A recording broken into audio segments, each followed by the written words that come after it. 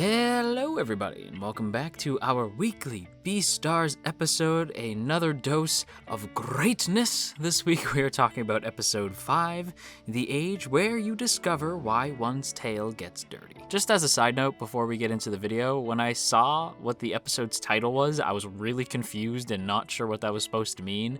And it is now retroactively really cute. Also, before we really get into things for this week, I want to give a big thank you to all of you who shared last week's video over on Twitter, and holy cow, there was a lot of you. I will now list off your names because you are all great. We have at The Grand Nil, at Brianna Van Gra 1, at Nacho Gashardo, at Natty47, at Greg T014, at Eric the Wolfie, at The Chillas N1, at Invisi Arctic Fox, at Joy Fox Jacko, and at Arto Chungo. So yeah, holy cow, thanks for sharing last week's video, everybody. It is really appreciated. And if you too would like to have your name shouted out in next week's Beastars video, then be sure to share this video around on the internet and then tag me at JoJo Talks Too Much over on Twitter, and I will be sure to shout your name out in next week's video. Now, with that said, we're gonna go ahead and jump into things. And I mean, I could start from the beginning of the episode and sort of work my way through, but I'm assuming there's a little scene that you guys may want me to quickly talk about. And I'm not going to quickly talk about it. Or maybe I will. I don't know. I really don't know what to say about Haru and Louis. Or Lewis, whatever you want to say. And oh my goodness. But not in a good way, so I'm not going to play the actual All Might clip. I mean, in a good way, because obviously, like, it had me intrigued, but it also broke my heart. Like, Louis, how could you do this to our boy? Not that he probably knows, but, like, still, no.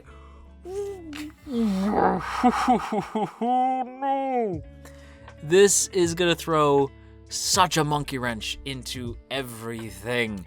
Like, okay, it's not a total surprise.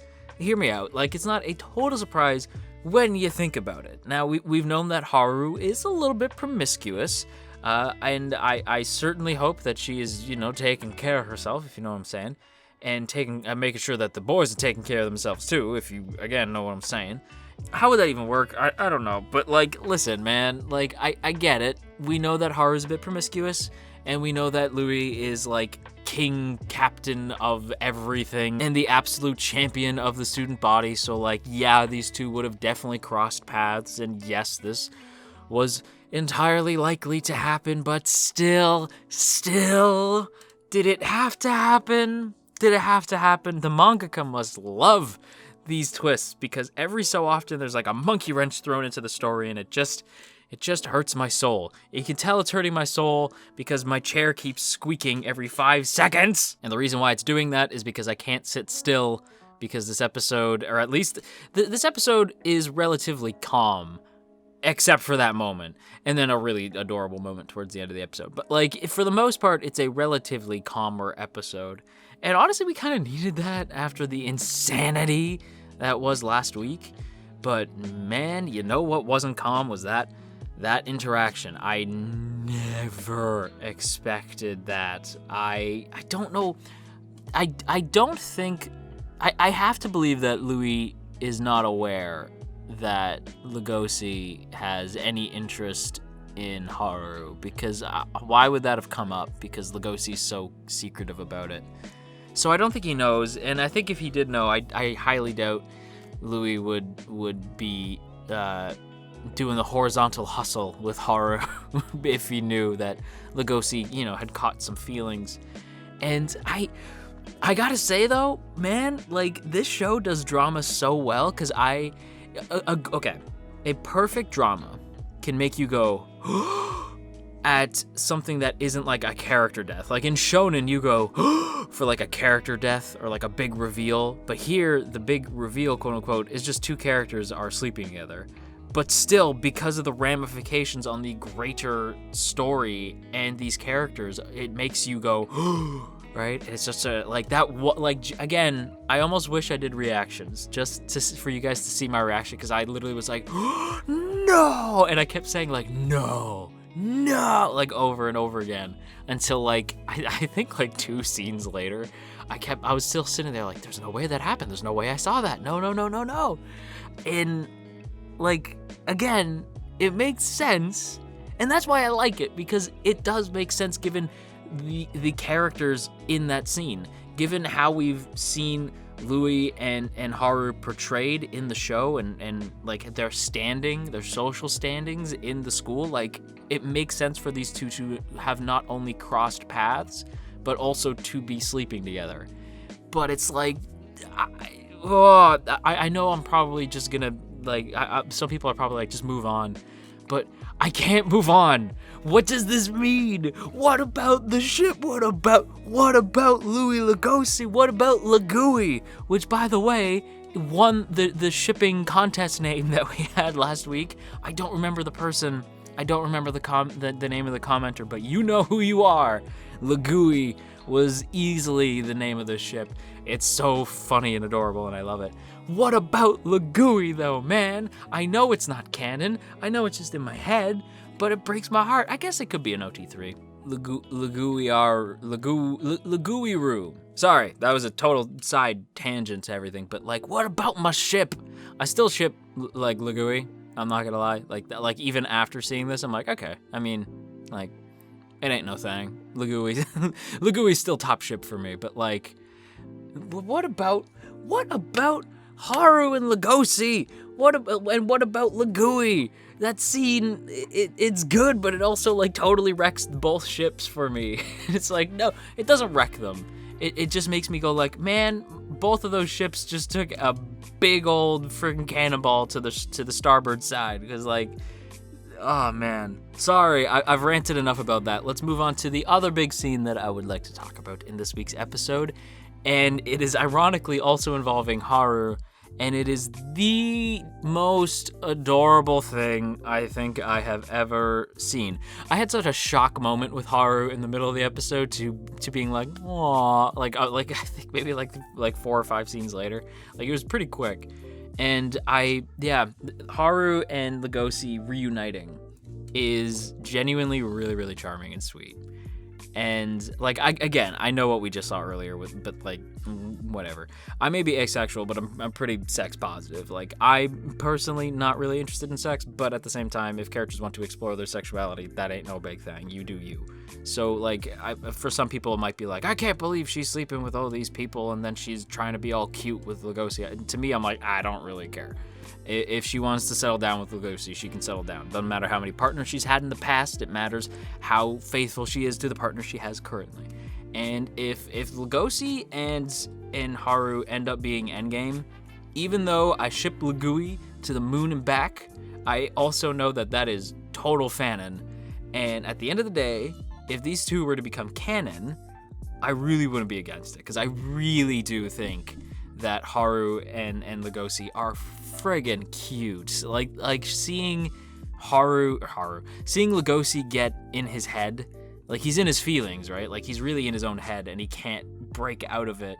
And he's just like, I should ask her name. What is her name? I don't know her name. And it like really gets to him. And he sees like in his own, like, and it's not just him too. It's Haru as well. And again, like, it's such a cute romance, but it's not like one of the things I like about the show is that the romance of the drama is very human and very adult, but these characters are still anthropomorphized animals, right? So that whole animal side to them isn't just for the sake of being cute character designs or interesting characters. It actually has something to do with the story and how they are portrayed and how their relationship dynamic builds as well. Because with Haru, well, let's start with Legoshi, actually. Legoshi's easier to explain. Legoshi's just, this is his first crush, and he doesn't know what to say or do, and we've all been there, where it's like, I think you are cute, and I would like to go on a date with you, is what you would like to say, but instead it just comes out, your hair is so nice. Yeah, man, it's hella relatable. I'm not gonna lie, I was Legoshi in high school. Like, I couldn't talk to any of my crushes. Like, it was no contest. Like we are the exact same being. Only one of us is a wolf, and the other one is a hobbit. But as for Haru, her thing, like her hang up, and the reason why she's feeling distant during the conversation, because they both feel very distant during their like little dinner scene. And the reason she's feeling distant actually has more to do with her animalistic side, her wild side pun counter here, her wild side. And that is that she, every time she sees Legoshi eat, and you notice this before she even brings it up, her leg jumps, right? And I was like, that's weird. And then the second time it happened, I kind of knew what was going on. The first time I was like, that's odd. And the second time, like, why is her, like the second time I noticed her leg kick when Legoshi took a bite, I was like, that's weird. That's the second time I've seen her leg kick. Oh. And I realized what was happening. And that is that she's prey and he's a wolf. So, like, yeah, of course. And she even says, like, I really like this guy. He seems really sweet. But every time he opens his mouth to take a bite of something and I see his fangs, everything in me is telling me to run away. And it's like, yeah, of course. You're a bunny. Like, you're a rabbit. And he's a wolf. Like, so of course. And even, like, other people around them watching the two of them eat dinner together are like, that's weird. Like, they're just like, that's an odd pairing. And they do, admittedly, like, seeing Haru have to, like, sit on Legoshi's backpack just to be, not even at eye level, like, but, like, just to be able to, like, see and look up at him while they're eating at the table. It's really cute, but at the same time, it's really goofy looking. And it's made all the better by the fact that, like, the pair of them are both in their own head. It's not just Legoshi, it's Haru as well, because you can tell she wants to get to know Legoshi. I don't think she's, like, crushing on Legoshi even remotely yet. But, well, that end scene, maybe. I don't super know. I don't think so, but, like, maybe. But I like that she wants to get to know Legoshi, but she's still so scared because, again, this is going against her own primal instincts to run away from Legoshi. So Haru has, in this single episode, has really grown on me, despite the fact that at first I was like, oh, Haru, no! Like, you know what I mean? Like, she really has grown on me quite a bit. I already liked Haru from the jump. I thought she's an interesting character. For the same reason that I like Louis, I like Haru. I just think she's interesting. Whereas Legoshi, he's also interesting. These are interesting characters, but the other two seem more deep, whereas Legoshi, you just want to take care of Legoshi. Like, you just want to give the big wolf boy a hug and be like, everything's gonna be okay. You're a good boy. Everything's gonna be okay. It's a good boy. Like, that's what I want to do to Legoshi. Just, like, give him some head scritches and tell him everything's gonna be okay. But I think he's feeling just fine, especially after that end scene. Let's talk about it. Oh my goodness, this was the most lovey-dovey thing I have seen all season, and it's also the cutest thing I have seen all season.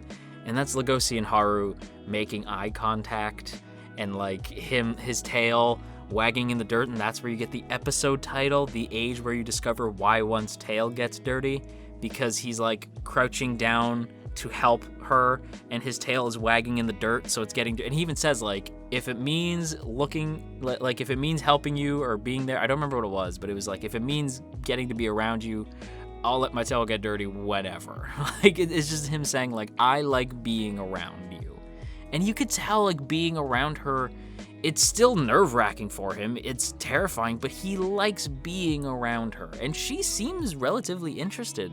Not, like, romantically yet, although, again, that end scene, even she was just like, what are you doing? Like, even she's like, all right, like, back up, wolf boy. Like, I see you. I think Haru is like, you got feelings. Well, maybe not, because I can't really read Haru that well. I can't read Haru like I can read Legoshi, in the same way that I can't really read Louis either.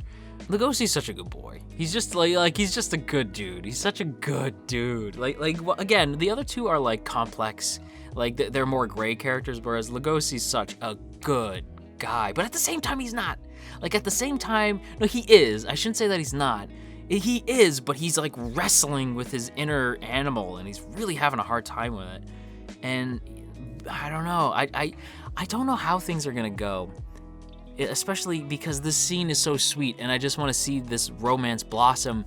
But the Louis and Haru thing, and we have this whole like class trip coming up, and then I just don't know. Like the whole school is probably gonna be talking about the fact that like Legoshi's hanging out with Haru. Isn't that weird? Like I guarantee you, there's gonna be rumors that spread because he like came to help her with the other rabbits and and then they get seen together in the lunchroom, and like I have a feeling it's gonna become like a thing. Oh, the show's already giving me emotions, man. I can't deal with the emotions Beastars gives me. I really can't. As for the rest of the episode, though, it's not much to say. The rest of the episode is just sort of like, yep, okay, like we're just setting up, because it seems like we're setting up to go to that like festival. So they're gonna be like going into town and putting on a show, and I'm assuming that's gonna be the next quote unquote arc. Manga fans, do let me know. Which arc are we on, or like which volume are we on? And actually, manga fans, you guys have been very kind to me, and I would be very curious to know what you guys think, without spoiling anything, what you guys think about Beastars thus far. Because personally, I think the pacing's great, but I would be curious like how it's paced by comparison to the manga, because I'm not a big manga fan.